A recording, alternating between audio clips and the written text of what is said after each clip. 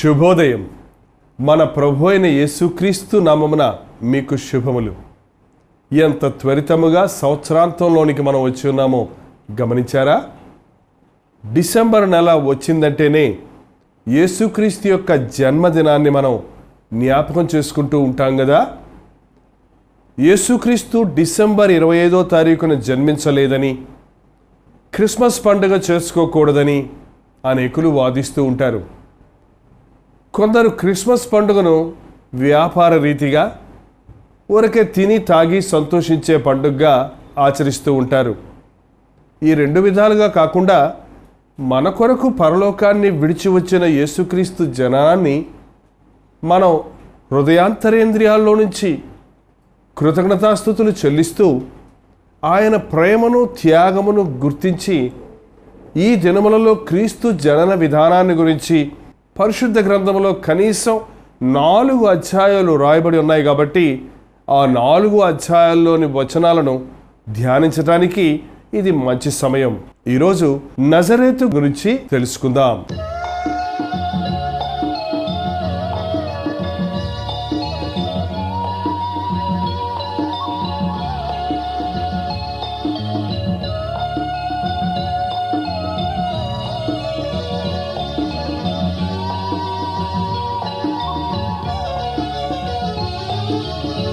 నజరేతువాడా నిన్ను చూడాలి, నా యేసునాథా నిన్ను చేరాలి.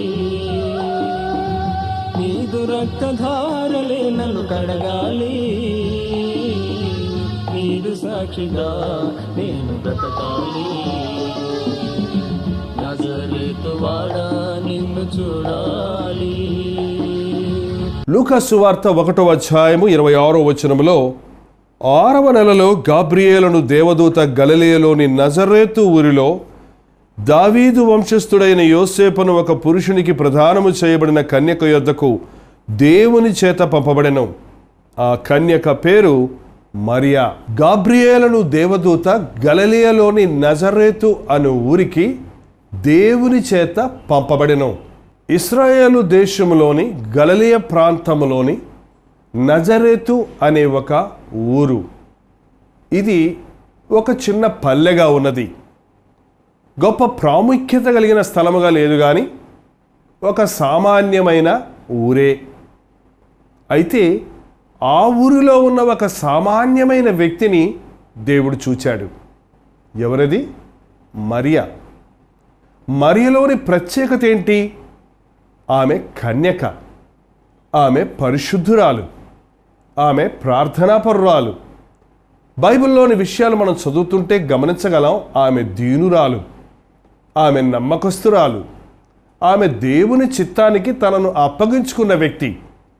దేవుడు నిన్ను చూడాలంటే, దేవుడు నిన్ను వాడుకోవాలంటే ఈ యోగ్యతలు మనకు కావాలి సుమా.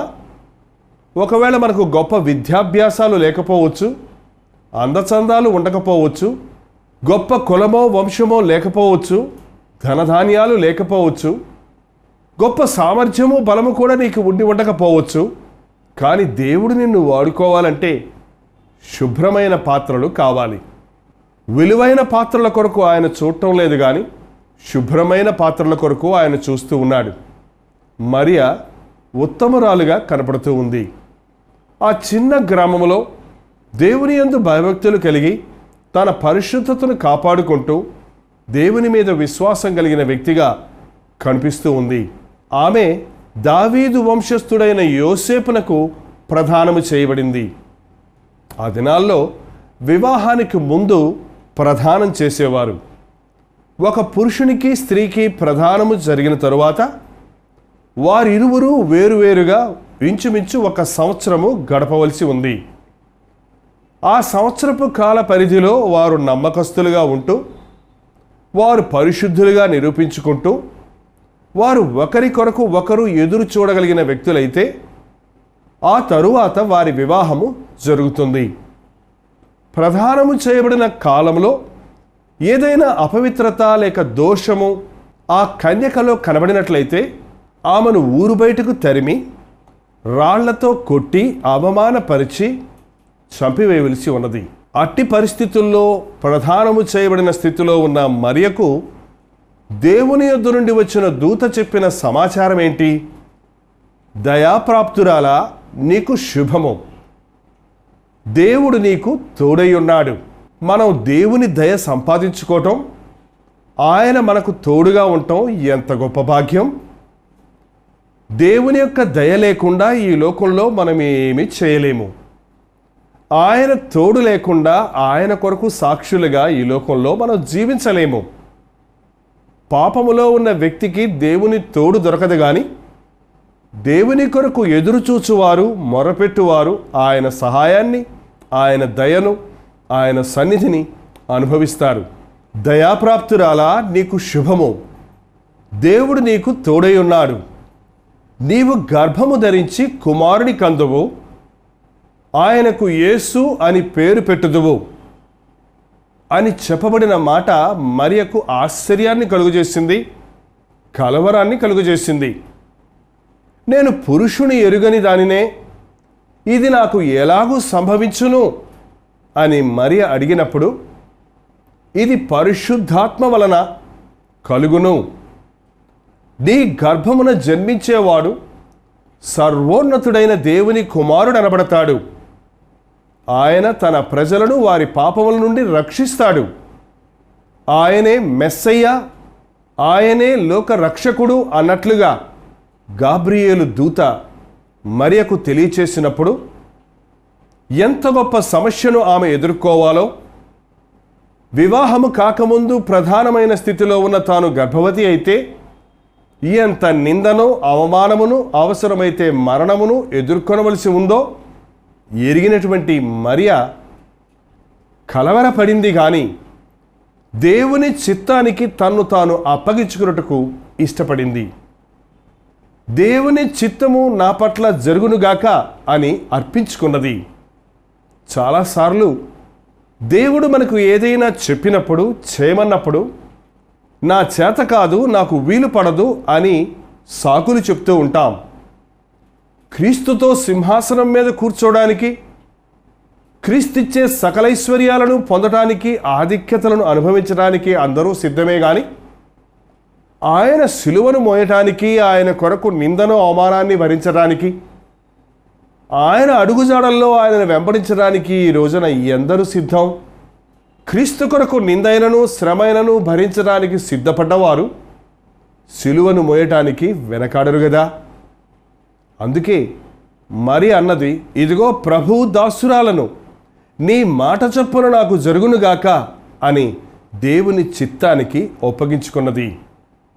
ఈ సమయంలో ఈ వర్తమానాన్ని వింటున్న సహోదరుడా, సహోదరి, దేవుని చిత్తము నీ పట్ల ఇది అని నీకు తెలియజేయబడినప్పుడు, దేవుని చిత్తాన్ని నీవు ఎరిగినప్పుడు, అది బహిరంగంగా నీకు కష్టంగా తోచినప్పటికీ, ఆ దేవుని చిత్తములోని మర్మాన్ని నీవు గ్రహించలేకపోయినప్పటికీ, యేసునందు విశ్వాసం ఉంచి దేవుని చిత్తానికి నీవు అప్పగించుకోవడానికి సిద్ధంగా ఉన్నావా? అబ్రహాముతో నీ స్వదేశమును విడిచి, నీ బంధువులను విడిచి నేను చూపించు దేశానికి వెళ్ళు అన్నాడు. ఎక్కడికి పోవాలో తెలియకపోయినా దేవుని యందు విశ్వాసం ఉంచిన అబ్రహాము తన ప్రయాణాన్ని సాగించినట్లుగా, దేవుని మాట చొప్పున తన విషయంలో జరుగునట్లు సమర్పించుకున్నట్లుగా పరిశుద్ధ గ్రంథంలో చూస్తూ ఉన్నాం. కాబట్టే అబ్రహాము జనములకు ఆశీర్వాదకరంగా మారి ఉన్నాడు.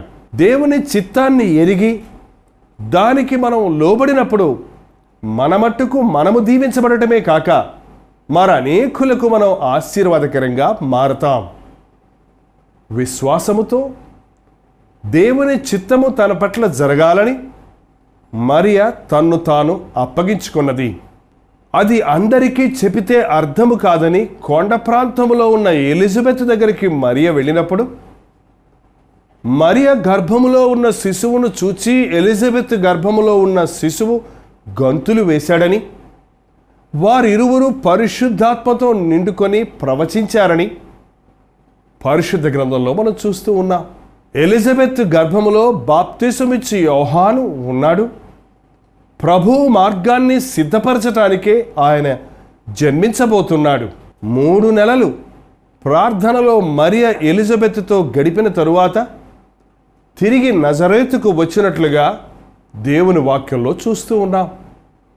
ఈలోగా ఈ విషయము యోసేపుకు తెలిసినప్పుడు నీతిమంతుడైన యోసేపు ఎందువలన మరియ గర్భవతి అయిందో ఎరుగకపోయినప్పటికీ, ఆమె నిర్దోషి అని తెలియకపోయినప్పటికీ, ఆమెను అవమానపరచనొల్లక రహస్యముగా విడిచిపెట్టాలని ఆలోచించుకుంటుండగా, ఎంత మంచి మనస్సు యోసేపుది! ఈ రోజుల్లో అనేకులు ఎదుటివారిని అవమానపరచటంలో ఆనందిస్తూ ఉన్నారు. ఎదుటివారి తప్పును పెద్దది చేసి అందరి ముందు బహిరంగం చేసి నవ్వుల పాలు చేస్తే ఏదో సంతోషము తృప్తి ఉందనుకుంటున్నారు. నీతిమంతుడైన యోసేపు మరియను అవమానపరచనొల్లలేదు. అదే సమయంలో తన మనసులో అతను వేదన పడుతూ ఆలోచించుకుంటున్నప్పుడు దేవుని దూత యోసేపునకును ప్రత్యక్షమై, యోసేపు, మరియను చేర్చుకొనుటకు భయపడకుము. ఆమె గర్భము ధరించినది పరిశుద్ధాత్మ వలన కలిగినది. ఆమె ఒక కుమారుని కనును. తన ప్రజలను వారి పాపముల నుండి ఆయనే రక్షించును గనుక ఆయనకు యేసు అని పేరు పెట్టుదువు అని చెప్పి ఉన్నాడు. ప్రవచనాలు ఎరిగినటువంటి, ధర్మశాస్త్రాన్ని ఎరిగినటువంటి నీతిమంతుడైనటువంటి యోసేపుకు అది అర్థం చేసుకోవడానికి ఎక్కువ సమయం పట్టలేదు. దేవునిని నమ్మని వారు, దేవుని వాక్యం ఎరగని వారు ఏది సత్యమో ఏది అసత్యమో ఎరగలేరు సుమా. ప్రతిదానిని సందేహించేవారిగానో లేక ప్రతిదానిని నమ్మేవారిగానో ఉంటారు. అయితే దేవుని వాక్యము ఎరిగిన వారు విచక్షణ కలిగి ఉంటారు గనుక వెంటనే సత్యాన్ని గ్రహించుకోగలుగుతారు. అతని మనసులోనికి వచ్చిన ప్రవచనం, ఇదిగో కన్యక గర్భవతి అయి కుమారుడి కనును, ఆయనకు ఇమ్మానుయేలును పేరు పెట్టుదువు అని ప్రభువు తన ప్రవక్త ద్వారా ప్రవచించిన ప్రవచనం గుర్తు వచ్చింది. కాబట్టి యోసేపు మరియను చేర్చుకొని ఆమె కుమారుని కనువరకు ఆమెను ఎరుగకుండెను అని పరిశుద్ధ గ్రంథంలో చూస్తూ ఉన్నాం. ఆ దినములలో సర్వలోకమునకు ప్రజా సంఖ్య రాయవలనని కైసరు అగుస్తు వలన ఆజ్ఞ అయినందున ప్రతివారు వారి వారి సొంత గ్రామాలకు వెళ్ళవలసి ఉన్నందున యోసేపు మరియలు నజరేతును విడిచి బెత్లెహేమునకు వెళ్ళినట్లుగాను, అక్కడ స్థలము లేనందున పశువుల శాలలో మరియ ప్రభువుకు జన్మమివ్వవలసి వచ్చినట్లుగాను దేవుని వాక్యంలో చూస్తూ ఉన్నాం. మరియ యోసేపులు రక్షకుడిని ఈ లోకంలోనికి తీసుకుని రావడానికి ఎంత శ్రమను వేదనను అనుభవించారో గమనించండి. ఈలోగా హేరోదు పసిబిడ్డలను చంపుతున్నాడని తెలుసుకొని ప్రభువు దూత చేత హెచ్చరించబడిన వాడే అర్ధరాత్రి వేళ యోసేపు తన భార్య అయిన మరియను శిశువును వెంటబెట్టుకొని ఐగుప్తుకు వెళ్ళినట్లుగాను, ఆ తరువాత దేవుని దూత ఇచ్చిన నడిపింపును బట్టి తిరిగి నజరేతుకు వచ్చినట్లుగాను పరిశుద్ధ గ్రంథంలో చూస్తూ ఉన్నాం. నజరేతు వాస్తవ్యులైన మరియ యోసేపులు బెత్లెహేముకు వెళ్ళటం, అక్కడ శిశువుకు జన్మమివ్వటం, తిరిగి మళ్ళీ నజరేతుకు రావటం, ఇవన్నీ దేవుని ఏర్పాటుగా ప్రవచనాల నెరవేర్పుగా ఉండటం అద్భుతంగా ఉంది కదా. ఆ నజరేతులోనే ప్రభువు పెరిగాడు. ఏటేటా యెరూషలేము పస్కా పండుగకు వెళ్ళినప్పుడు తన 12వ ఏట యేసు ప్రభు ఆలయంలో కూర్చుని ఉండిపోవటం, అక్కడ ఉన్నటువంటి ధర్మశాస్త్రోపదేశకులతో వాదించటం మరియ యోసేపులు చూసినప్పుడు ఆశ్చర్యపడ్డారు. అయితే యేసు ప్రభు తిరిగి మరియ యోసేపుల ఎంట నజరేతుకు వచ్చి వారికి లోబడి ఉండెను అని పరిశుద్ధ గ్రంథంలో చూస్తూ ఉన్నాం. లోక రక్షకుడు లోకంలో ఒక చిన్న పల్లెలో పెరగటం ఆశ్చర్యమే కదా. లోక రక్షకుడు ఒక అనామికమైనటువంటి గ్రామంలో ఆయన 30 సంవత్సరాల వరకు ఎదగటం, ఉండటం ఆశ్చర్యాన్ని కలిగిస్తుంది కదా. ఆయన నజరేతు వాడని పిలువబడ్డాడు. కారణం 30 సంవత్సరాలు వయసు వచ్చే వరకు ఆయన ఆ ప్రాంతంలోనే పెరిగినట్లుగా మనం పరిశుద్ధ గ్రంథంలో గమనించగలం. యేసు ప్రభు తన 30వ ఏట బాప్తిసం పొంది గలిలయ ప్రాంతంలో పరిచర్య ప్రారంభించినప్పుడు అనేకులు ఆయనను నజరేయుడైన క్రీస్తు అని పిలవటం మరల దేవుని వాక్యంలో చూస్తూ ఉన్నాం. దెయ్యాలు పట్టిన వారు కూడా నజరేయుడైన యేసు మేము నిన్ను ఎరుగుదుము అని చెప్పటం మనం వింటున్నాం. పుట్టుగుడ్డివాడు కూడా నజరేయుడైన యేసు నన్ను దర్శించు అని ప్రార్థించటం గమనిస్తూ ఉన్నాం. ఆ నజరేతు ఊరికి యేసుక్రీస్తును బట్టి ఎంత గొప్ప పేరు వచ్చిందో చూడండి. మనం ఒక ఊరిలో ఉంటే మనల్ని బట్టి ఆ ఊరుకు పేరు రావాలి, కానీ ఏదో ఒక గొప్ప ఊరు వెళ్ళొచ్చామని మనకు పేరు రావటం వలన ప్రయోజనం ఏముంది? నజరేతును బట్టి యేసుక్రీస్తుకు పేరు రాలేదు, కానీ యేసుక్రీస్తును బట్టి నజరేతుకు పేరు వచ్చింది. కారణం, యేసుక్రీస్తు ఒక అద్భుతమైన జీవితాన్ని జీవించాడు, ఒక పరిశుద్ధమైన జీవితాన్ని జీవించాడు. ఆయన ఈ లోకానికి వచ్చినప్పుడు నరావతారుడిగా నజరేతులో పెరిగినప్పుడు ఆయనలోని ప్రత్యేకతను ఆ గ్రామంలో వారు, ఆ చుట్టుపక్కల ఉన్న వారు, ఆ ప్రాంతంలో వారందరూ గుర్తించగలిగారు. కాబట్టి ఆయనను నజరేయుడైన యేసు అని పిలవటం ప్రారంభించారు.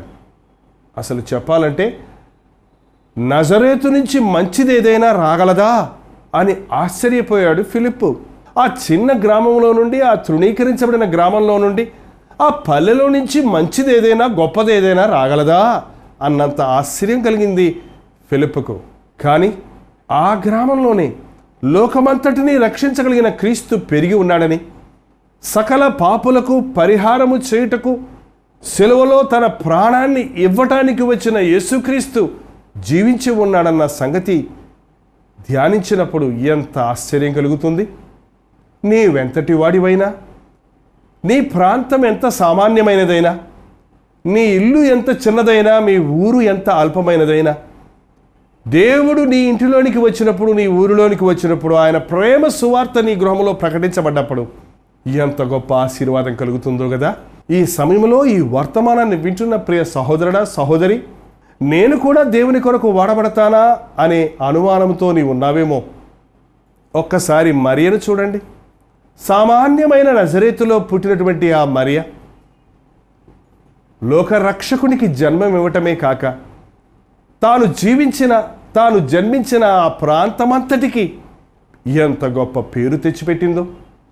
నజరేయుడైన యేసు నామములో దెయ్యములు వెళ్ళిపోవునట్లుగా, నజరేయుడైన యేసు క్రీస్తు యొక్క నామములో కుంటివారు పుట్టి కృంటివారు లేచి నడుచున్నట్లుగా ఆ శక్తి ఈరోజు కూడా మనం చూడగలుగుతూ ఉన్నాం. నజరేతును ఎన్నుకున్న దేవుడు నీ ఊరును, నీ గ్రామాన్ని, నీ ఇంటిని, నిన్ను ఎన్నుకోవాలని ఆశిస్తూ ఉన్నాడు. ప్రభువా, నీ చిత్తము నా పట్ల జరుగునుగాక, నీ మాట చొప్పున నాకు జరుగునుగాక అని నిన్ను నీవు సమర్పించుకుంటే నీ ద్వారా రక్షకుడి యొక్క సువార్త లోకమంతటికీ ప్రకటించబడినట్లు ఈరోజు కూడా చేయడానికి ప్రభు శక్తిమంతుడిగా ఉన్నాడు. ఈరోజు ప్రభు మన గర్భాలను కోరుకోవటం లేదు జన్మించడానికి, కానీ మన హృదయాన్ని కోరుకుంటున్నాడు జీవించటానికి. నీ హృదయంలోనికి యేసుక్రీస్తు నీవు అంగీకరించినప్పుడు ఈ రక్షణకర్తను గురించి నీవు అనేకులకు ప్రకటించడమే కాకుండా ఈ రక్షకుని యొక్క శక్తిని, ప్రభావాన్ని నీ ద్వారా లోకమంతటికీ నీవు చూపించగలుగుతావు. కనుక మోకరించి, ప్రభువా, నీ దాసుడను లేక నీ దాసురాలను, నీ మాట చొప్పున నాకు జరుగునుగాక అని ప్రభువుకు సమర్పించుకుందాం. ప్రార్థన. పరిశుద్ధుడా, ప్రేమగలిగిన తండ్రి, ఈ సమయంలో ఈ వర్తమానమును ఆలకిస్తున్న ప్రతి ఒక్కరిని దర్శించుము నాయన. నేనెందుకు పనికిరాని వ్యక్తిననో, నాలో ఏ గొప్పతనమో లేదనో, నేనేదో ఈ చిన్న పల్లెటూరులో పడి ఉన్నానో, నన్నెవరూ గుర్తించడం లేదనో దిగులుతో ఉన్న ప్రతి వ్యక్తిని వీక్షించుము నాయన. హృదయాంతరేంద్రియాలను పరిశీలించే దేవుడిగా నీ ఉన్నావు గనుక, ఎవడు నీ మాట విని వణుకుచున్నాడో వానినే నీవు దృష్టించుచున్నావు గనుక, ఆనాడు మరియను దృష్టించి ఆమె గర్భమును నీవు వాడుకొని లోక రక్షకుడిని ఈ లోకానికి అందించిన దేవా, నేడు మా హృదయాలను నీవు కోరుకుంటూ మా ద్వారా నీ సువార్త సకల జనులకు అందించాలని ఆశిస్తుండగా మమ్మల్ని మేము సమర్పించుకున్నటకు సహాయము చేయుము.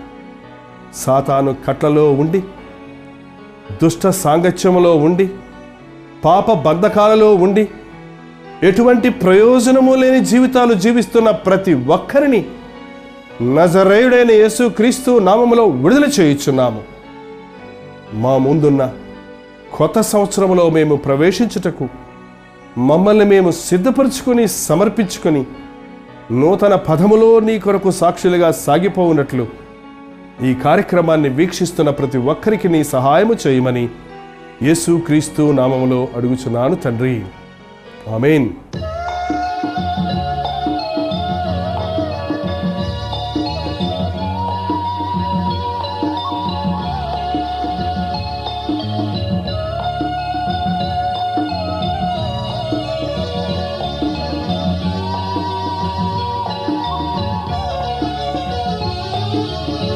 నజరేతువాడా నిన్ను చూడాలి, నా యేసునాథా నిన్ను చేరాలి.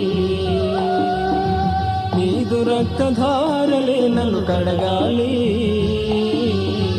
నీదు సాక్షిగా నేను బ్రతకాలి. నజరేతువాడా నిన్ను చూడాలి. హల్లెలూయ పాటలు, ఆనంద గీతికలు నా జీవిత కాలమంతా గానమాలపించాలి. హల్లెలూయ పాటలు, ఆనంద గీతికలు నా జీవిత కాలమంతా గానమాలపించాలి. నజరేతువాడా నిన్ను చూడాలి. ఇదిగో ఇదే నజరేతు. యేసుక్రీస్తు జన్మించినప్పటికీ ఇప్పటికీ ఈ నజరేతులో ఎంతో గొప్ప మార్పు ఉన్నది. ఈ నజరేతు గలిలయ సముద్రపు తీరాన ఇంచుమించు 1150 అడుగుల ఎత్తులో కొండ మీద కట్టబడిన ఊరు. ఈరోజు ఎంతో చక్కటి బిల్డింగ్స్తో, కట్టడాలతో ఈ పట్టణం ఉన్నది. యేసుక్రీస్తు జన్మించినప్పుడు ఈ గ్రామంలో కేవలం 400 మంది మాత్రమే ఉన్నారని లెక్కలు కట్టారు. ఈనాడు ఈ నజరేతు పట్టణము సుందరమైనదిగా ఈ కొండ ప్రాంతాలలో అందమైన కట్టడాలతో ఉన్నది. ఇక్కడ నుండి చూస్తే హెర్మోను పర్వతము, కర్మేలు పర్వతము, చుట్టుపక్కల ఉన్న సుందరమైన దృశ్యాలను మనం చూడగలం. లోకరక్షకుణ్ణి ఈ లోకంలోనికి పంపించడానికి దేవుడు ఎన్నుకున్న ఈ ప్రాంతాన్ని చూడండి. ఈ పల్లెటూరు నజరేతు ఒక కొండ ప్రాంతంగా ఉన్నది, ఒక లోన్లీ ప్లేస్గా, ఏకాంత స్థలంగా ఉన్నది, ఒక చిన్న స్థలముగా ఉన్నది, ఒక స్పాట్గా ఉన్నది. అక్కడ నుండే రక్షకుడిని లోకంలోనికి రప్పించి లోకమంతటిని రక్షించాలని దేవుడు ఆశించడం ఎంత గొప్ప ఆలోచన. ఇప్పుడు ఇక్కడ ఒక చర్చి కట్టబడి ఉంది. ఇదిగో ఈ లోపలికి వెళితే ఇప్పుడు ఇక్కడ చక్కటి ఆలయం కట్టబడి ఉంది. ఇక్కడ ఆరాధనలు జరుగుతూ ఉన్నాయి, ఆచార సంబంధమైన ఆరాధనలుగా జరుగుతున్నాయి. కొన్ని మూఢనమ్మకాలు కూడా కలిగి ఉంటున్నారు. ఈ స్థలాన్ని పూజిస్తున్నారు, ఈ స్థలంలో మొక్కుతున్నారు. అది మనకి అవసరం లేదు. కానీ గాబ్రియేలు దూత వచ్చి మరియకు దేవుని వర్తమానాన్ని తెలియజేసిన ఈ స్థలాన్ని చూచినప్పుడు మనం ఆశ్చర్యపోవలసి ఉంది. ఇదిగో ఈ లోపటగా ఉన్న గుహలాగా ఉన్నటువంటి ఈ స్థలంలోనే మరియకు గాబ్రియేలు దూత ప్రత్యక్షమైనట్లుగా ఈ స్థలాన్ని ప్రత్యేకపరిచి ఉన్నాడు. ఈ స్థలం పైన ఒక పెద్ద మందిరం కట్టబడి ఉంది. దయాప్రాప్తురాలా, నీకు శుభము, నీవు గర్భము ధరించి కుమారుని కందువు అన్న మాట ఆనాడు గాబ్రియేలు దూత మరియకు ఈ స్థలంలోనే తెలియచేసింది. ఇక్కడ నిలబడి ఈ సాక్ష్యాన్ని మీకు ఇవ్వడానికి దేవుడు నాకు ఇచ్చిన అవకాశాన్ని బట్టి ఆయనకే స్తుతులు చెల్లిస్తూ ఉన్నాను. ఈ నజరేతులో ఈ చక్కటి ఆలయం కట్టబడి ఉంది. ఈ నజరేతు పట్టణము ఎంతో అందమైన పట్టణముగా ఈరోజు తీర్చిదిద్దబడింది. లోకరక్షకుణ్ణి మనకు అందించిన నజరేతులో మరియ యోసేపులను ఎన్నుకొని లోకరక్షకుణ్ణి ఈ లోకానికి పంపించడానికి దేవుడు ఏర్పరచుకున్న స్థలమే ఈ నజరేతు. నజరేతు అంటే చిగురు అని అర్థము. మన ప్రభు చిగురించాడు, విస్తరిస్తున్నాడు. అనేకులను రక్షిస్తూ ఉన్నాడు. నజరేతు అనే ఈ స్థలము ఎంతో సుందరమైన స్థలముగా ఉన్నది. ఒక తృణీకరించబడిన సామాన్యమైన పల్లె అయినప్పటికీ ప్రభువుచే దీవించబడి ఈ రోజున ఆశీర్వదించబడిన స్థలముగా, సుందరమైన పట్టణముగా ఈ నజరేతు ఉన్నది. ఇక్కడే మేము బస్ చేస్తున్నాం. ఈ నజరేతు ప్రాంతాన్ని చూసినప్పుడు, మరియా యోసేపులు నివసించిన ఈ స్థలాలను కనులారా చూచినప్పుడు దేవుణ్ణి స్తుతిస్తూ ఉన్నాం. ఏదో ఒక రోజు మనమందరము ఆయన రాజ్యములో, పరలోక రాజ్యములో కలుసుకుంటామని, అక్కడ మనకు ముందుగా వెళ్ళిన ఈ విశ్వాసులందరూ ఉంటారని, పరిశుద్ధులందరూ ఉంటారని, మనమందరము కలిసి దేవునితో సదాకాలము జీవిస్తామని పరిశుద్ధ గ్రంథం తెలియచేస్తుంది. గనుక ఇంకా మనకు సందేహాలు, అనుమానాలు ఉంటే పరలోకం వెళ్ళినప్పుడు ప్రభువుతో పాటు అక్కడున్న భక్తులతో పాటు కలిసి మాట్లాడుకుందాం. ఒకటి మాత్రం నిజం, యేసుక్రీస్తు ఈ లోకంలోనికి వచ్చాడు అనటానికి ఈ ప్రాంతాలు కళ్ళకు కట్టినట్టుగా సాక్ష్యాలు చూపిస్తూ ఉన్నాయి. నజరేతు వాడా నిన్ను చూడాలి, నా యేసునాథా నిన్ను చేరాలి, నీదు రక్తధారలే నన్ను కడగాలి, నీదు సాక్షిగా నేను బ్రతకాలి. నజరేతు వాడా నిన్ను చూడాలి. హల్లెలూయా పాటలు, ఆనంద గీతికలు, నా జీవిత కాలమంతా గానమాలపించాలి. హల్లెలూయా పాటలు, ఆనంద గీతికలు, నా జీవిత కాలమంతా గానమాలపించాలి. నజరేతు వాడా నిన్ను చూడాలి. దేవునికి స్తోత్రం. మీరు విన్న వర్తమానం మీకు ఆశీర్వాదకరంగా ఉంటే ఇప్పుడే ఒక టెలిఫోన్ చేసి మాకు చెప్పండి, లేక ఒక ఉత్తరం రాయండి. మీ ప్రార్థన అవసరతలు, భారాలు కూడా మాకు తెలియచేస్తూ ఉండండి.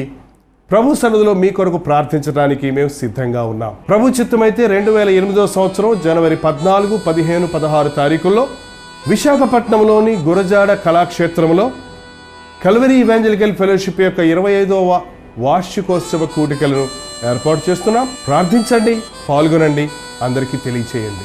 ప్రభు చిత్తమైతే మళ్ళీ కలుసుకుందాం. అంతవరకు దేవుని మహాకృప మీకు తోడేండునుగాక. మా చిరునామా doctor N J Paul, Calvary, post bag 1259, Nungambakkam, Chennai 34.